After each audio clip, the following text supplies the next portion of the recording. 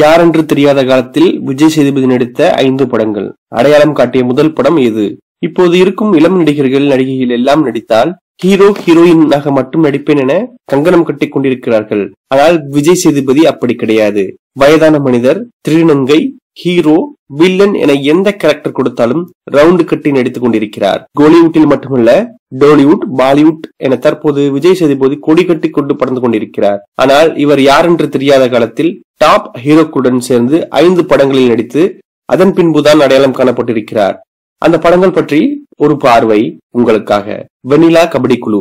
நடிகர் விஷ்ணு விஷால் ஹீரோவாக தமிழ் சினிமாவிற்கு அறிமுகமான வெண்ணிலா கபடி குழு படத்தில் தான் விஜய் சேதுபதியும் சைடு ரோலில் நடித்து திரையுலகிற்கு அறிமுகமானார். மிக யதார்த்தமான கதைக்களம் கொண்ட இந்த படம் ரசிகர்களின் நல்ல வரவேற்பை பெற்று பாக்ஸ் ஆபீஸிலும் நல்ல லாபம் பார்த்தது. இதில் விஜய் சேதுபதி கபடி விளையாட்டு வீரராக சில நிமிடங்கள் மட்டுமே என்ட்ரி கொடுத்தார். ஆனால் அவரை அன்று யாருக்கும் தெரியாது.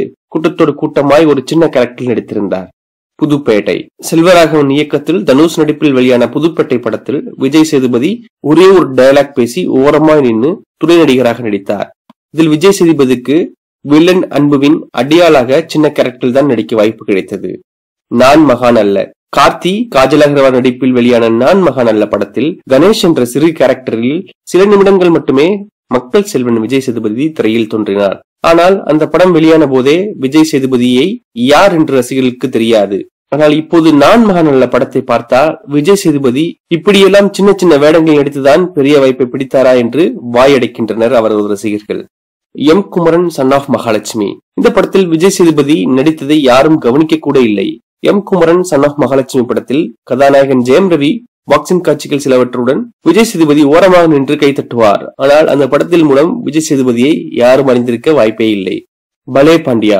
விஷ்ணு விஷால் நடிப்பில் கலவையான விமர்சனத்தை பெற்று வசூலில் மண்ணை கவிய படம் தான் பலே பாண்டியா. இந்த படத்தில் கதாநாயகன் விஷ்ணு விஷால் பாண்டியன் என்ற கேரக்டரில் நடித்தார். இதில் பாண்டியனின் அண்ணனாக விஜய் சேதுபதி என்ட்ரி கொடுத்தார். இவர் விஷ்ணு விஷாலுக்கு அறிவுரை சொன்னதும் அதன் பிறகு இவர்கள் இருவரும் சேர்ந்து ஜோசியம் பார்த்த காட்சி மூலம் ரசிகரிடம் விஜய் சேதுபதி கொஞ்சம் பரிச்சயமானார். இவ்வாறு இந்த 5 படங்கள் தான் விஜய் சேதுபதி யார் என்று தெரியாத காலத்தில் நடித்த திரைப்படங்கள். ஆனால் அதன் பின் சீனு ராமசாமி இயக்கத்தில் கிராமத்து கதைக்களத்தை கொண்ட தென்மேற்கு பருவக்காற்று படத்தில் தான் விஜய் சேதுபதிக்கு முதலாக கதாநாயகனாக அறிமுகமாக வாய்ப்பு கிடைத்தது. அதன் பின்பு இப்போது வில்லனாகவும் ஹீரோவாகவும் இந்திய திரையுலகை மிரட்டிக் கொண்டிருக்கிறார் விஜய் சேதுபதி.